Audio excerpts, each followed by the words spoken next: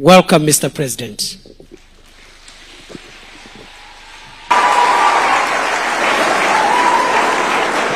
Thank you very much. Please, let's take our seats.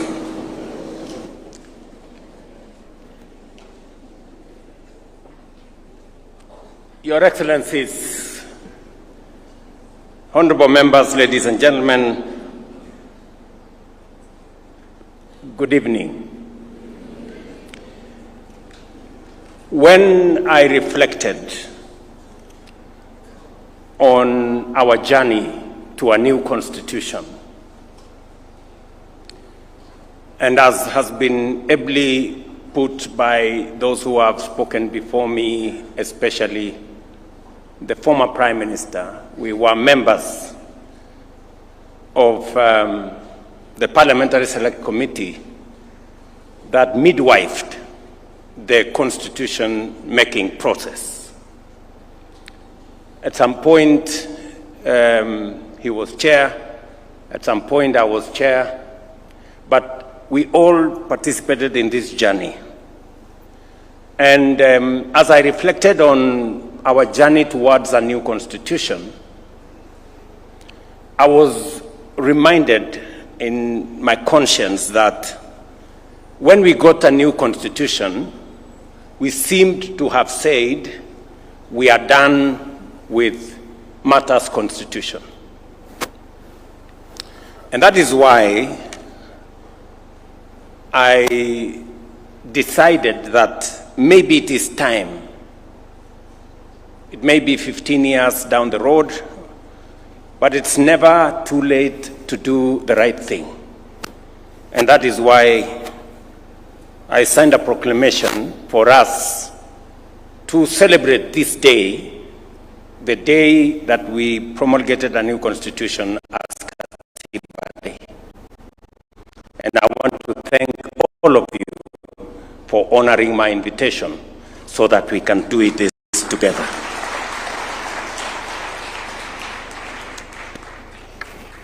As I reflected on how this should be done, I also was informed by the journey. What we discussed during the constitution-making process is that we had too many holidays. That was actually one of the problems we had, and that is why there was an attempt by the new constitution to consolidate national holidays, that there were too many. And so it was the reason why I also thought, in the spirit of this constitution, we should not make this a national holiday where there is no work. And partly why I thought maybe we should have this occasion in the afternoon so that people can work in the morning. It was my thinking. But maybe we can refine that as we go forward. But the Constitution of Kenya 2010 was born out of people's deepest desire for justice, inclusivity, and dignity. We longed for a country where power belongs to the people, where no Kenyan is left behind, and where rights and freedoms are guaranteed for all. Today, on the 15th anniversary of the enactment of the Constitution, we celebrate Katiba Day to honor the covenant and to renew our fidelity to its vision. This Constitution is acclaimed across the world as one of the most progressive and transformative. It is our solemn duty to preserve it, protect it, and to ensure its full implementation. Ladies and gentlemen, our Constitution was born out of hard and painful lessons. The tragic events, for example, of 2007-2008 remind us how far our nation could descend when institutions fail, when resources are hoarded by a few, and when divisions are cynically exploited. From that moment of crisis, we made a solemn resolve Never again. Never again would Kenya be brought to the brink of collapse by impunity and injustice. For we knew that we, as a people, deserved better, and our country demanded better. Katiba 2010 became our national testimony, our solemn vow to build a free, democratic, inclusive, and united Kenya. Over the past 15 years, we have walked that journey. We have injected life into this great chapter. Fellow Kenyans, as stipulated in Article 174, devolution has come alive. It has fostered equity by distributing resources fairly and addressing historical imbalances. Many have been mentioned. Matters to do with health. Many counties, for the first time, had doctors in facilities. We've been told about the first cesarean session done in Mandera County for the first time under devolution, and many testimonies could follow. Since the birth of devolution 12 years ago, the national government has transferred a total of 4 trillion to counties. Today, every corner of Kenya has a functional county government, closer to the people than ever before. From my first day in office, I affirmed that devolution would not merely be a constitutional provision, but the crown jewel of our democratic governance. I pledged to accelerate the full transfer of all outstanding devolved functions as assigned in the 4th schedule of our Constitution, together with the requisite resources.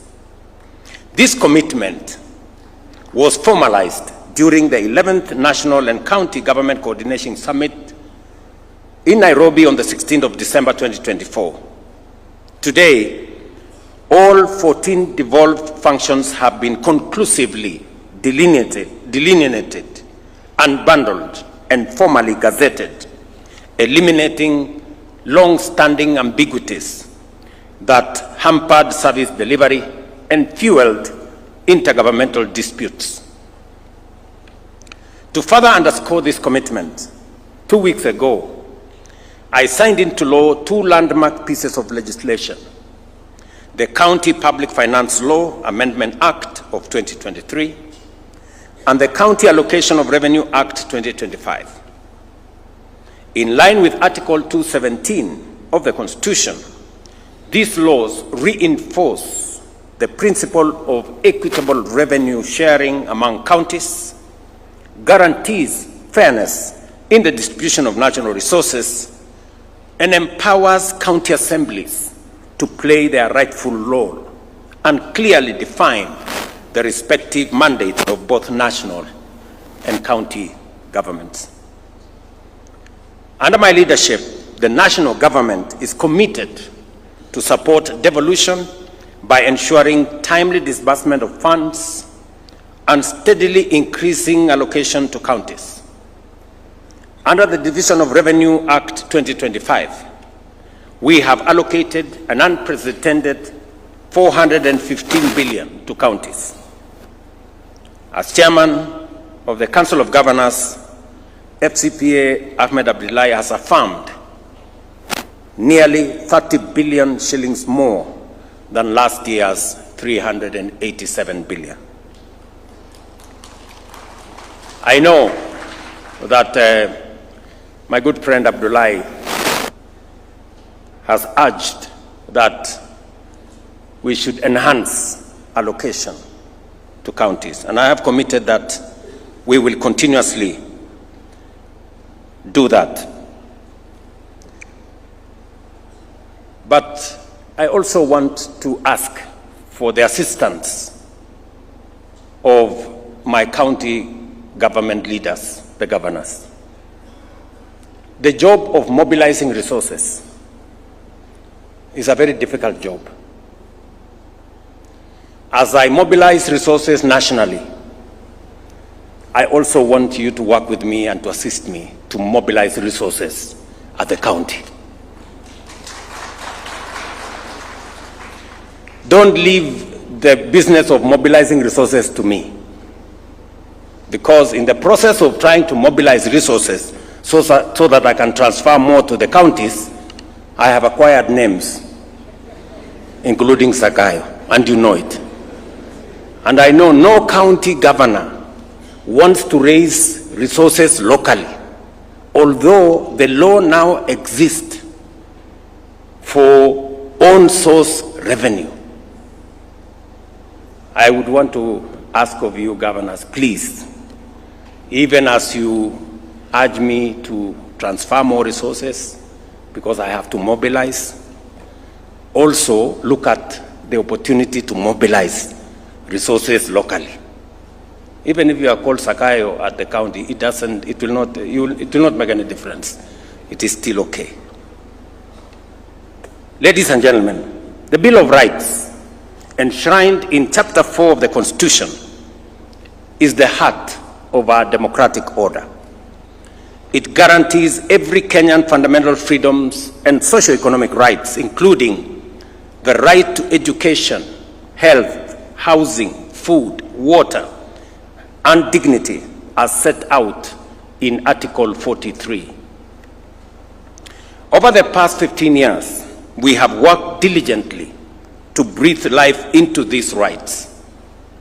And I say this in the full understanding that for citizens of our nation to be able to enjoy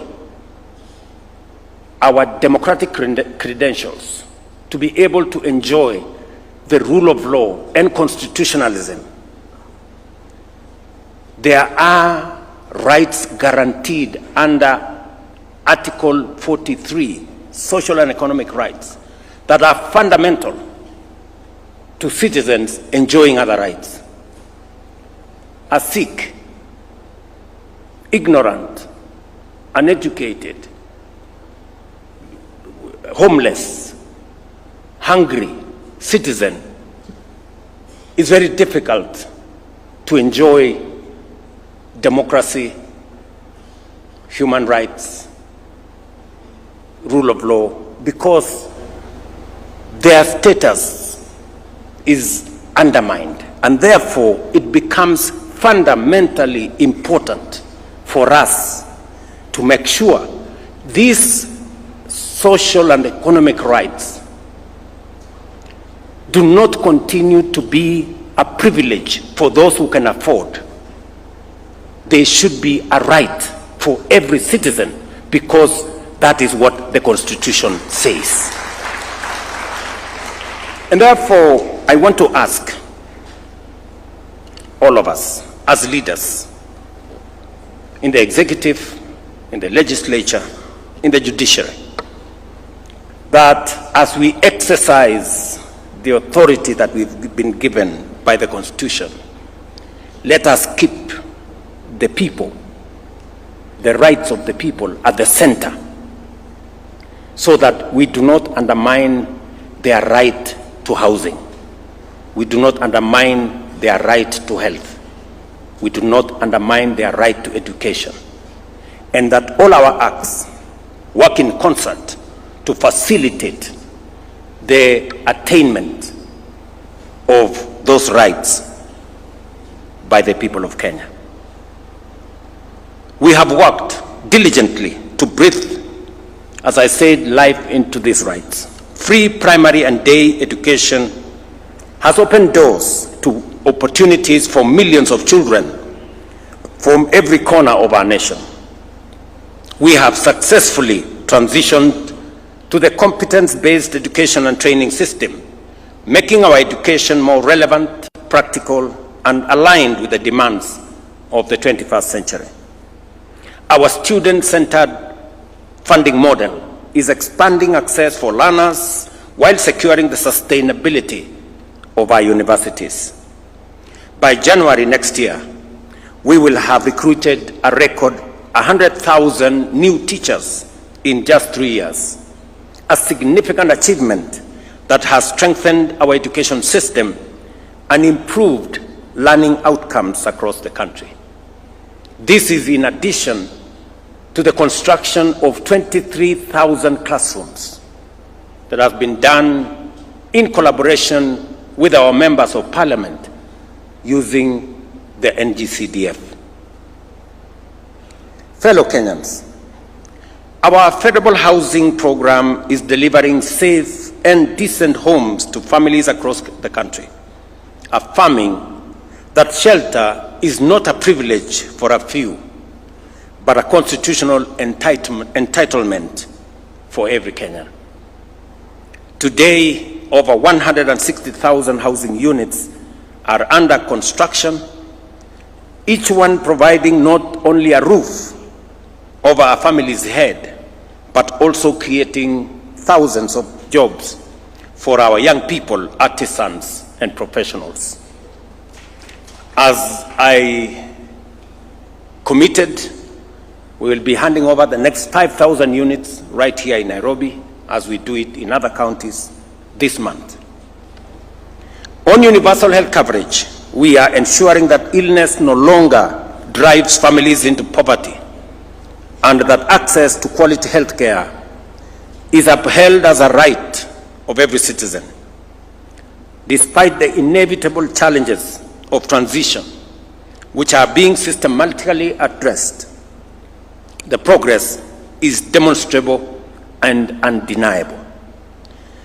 As of today, 25.7 million Kenyans have registered with the Social Health Authority, a clear indication of confidence in this reform. Through SHA, we are delivering healthcare to millions of Kenyans in direct, practical, and impactful ways. I must commend the county governments for working in partnership for us to deliver on this commitment to the people of Kenya. Ladies and gentlemen, our independent constitution established under Chapter 15 of the Constitution are the pillars that safeguard the sovereignty of the people. The judiciary, parliament, and constitutional commissions operate independently to ensure justice is served, resources are protected, and leadership remains accountable. Yet while independent, they are also interdependent, bound together by the shared duty to uphold the Constitution and serve the public good. Parliament relies on reports from oversight agencies. The judiciary requires laws passed by Parliament, and the executive depends on checks and guidance of all institutions to deliver effectively. This balance of independence and interdependence is the genius of our constitutional design.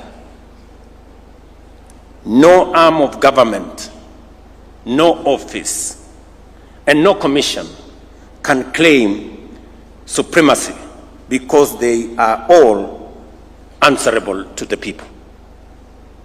In this way, our institutions work not in competition, but in complementarity to protect democracy, entrench accountability, and advance the aspirations of every Kenyan. Fellow patriots, our national values set out in Article 10 of the Constitution are not only a key pillar of our constitutional order, but also the very foundation of our stability as a nation.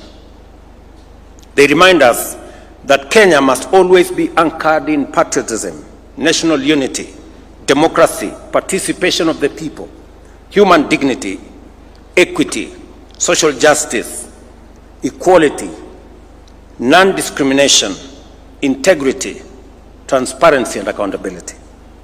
Today, on this Katiba Day, as we renew our commitment to the ideals of the Constitution, we must ask ourselves honest, candid questions.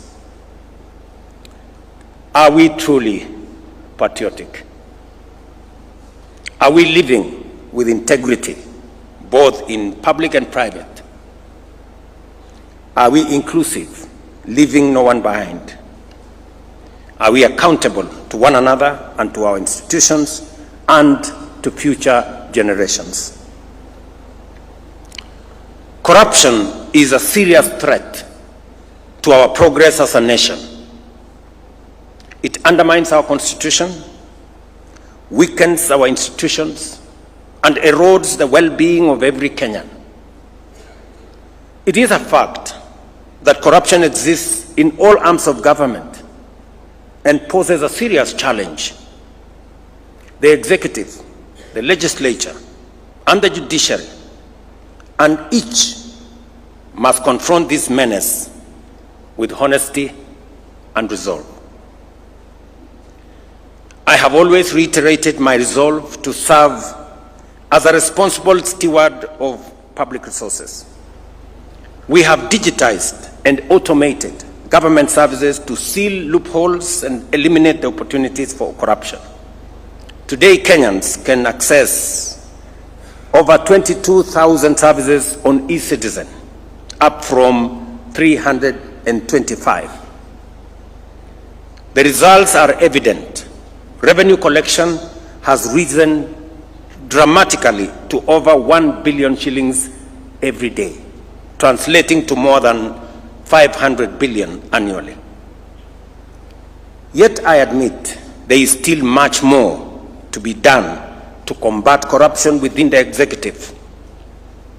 Corruption must be chased down every alley, every corridor, and every corner of the executive by every well-meaning official and citizen whenever it is spotted.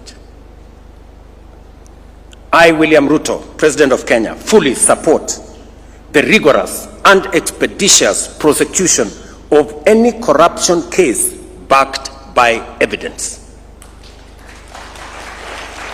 This is the only way to restore trust, uphold the Constitution, and assure Kenyans that no office, no title, and no individual is above the law. Parliament, too, must rise to its duty by passing laws that entrench transparency and close avenues for abuse. I commend Parliament for passing the Conflict of Interest Bill, now law, which I have signed. This law strengthens ethical standards and closes loopholes that allowed abuse of office. But as Parliament performs oversight and demands accountability from others, it must also remain accountable to the people of Kenya. This calls for a candid and honest conversation within Parliament. Shall members be counted among those who demand and enforce accountability, or among those who undermine the Constitution by entrenching corruption and impunity? That's a question, Mr. Speaker, Parliament must ask itself. Ladies and gentlemen, the judiciary, entrusted under Article 159, must equally guarantee swift, impartial, and credible justice. Justice delayed, it is said, including in corruption cases, is not justice only deferred, but justice actually denied. The judiciary must confront corruption within its own ranks. I am aware of the vigorous and often unsettling conversation around terms like jury pesa. As painful as this may be, they cannot be ignored.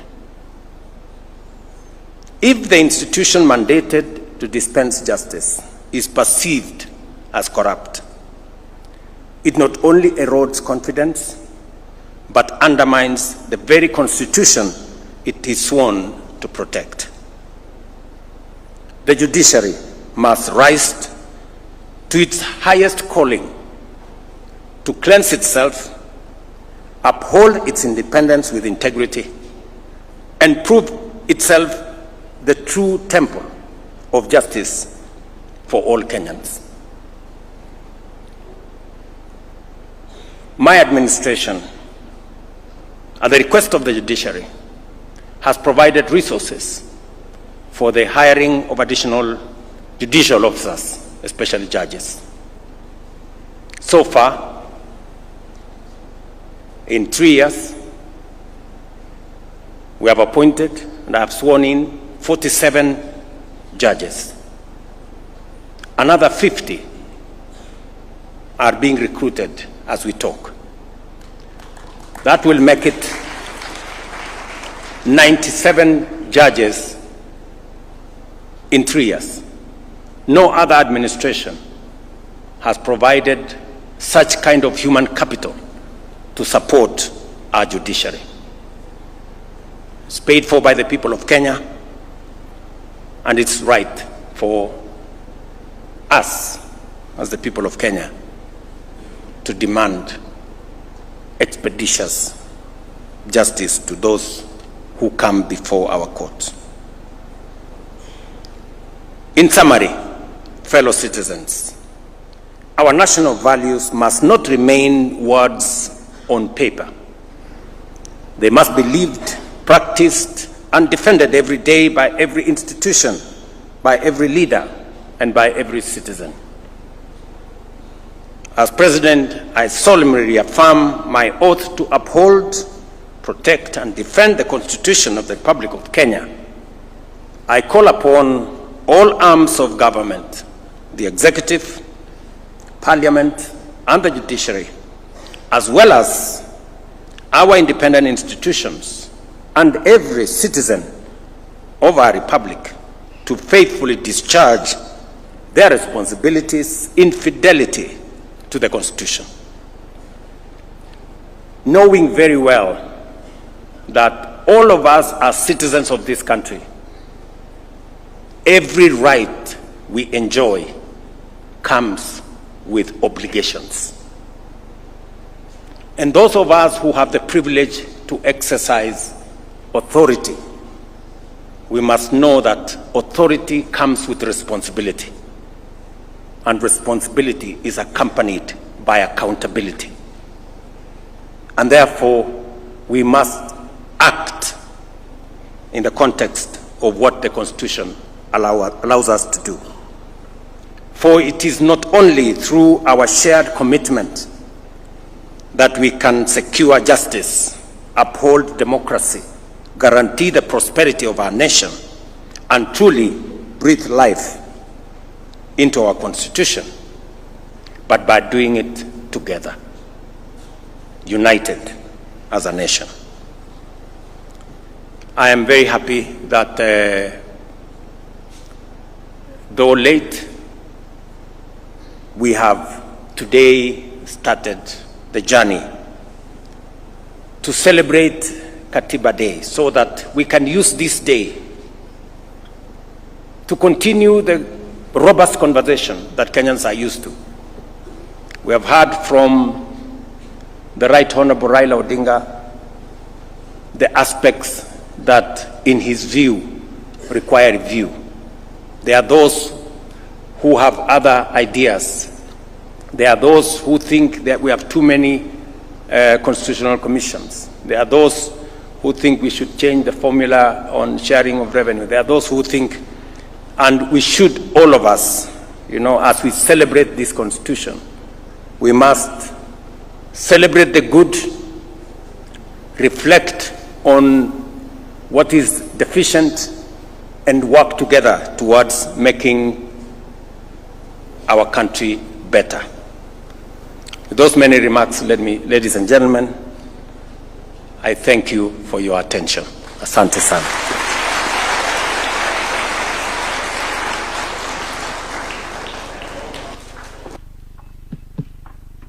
Of applause for His Excellency. One more time, thank you very much, Your Excellency. I'll request that we take our seats. And I'll invite the following. We have a session where we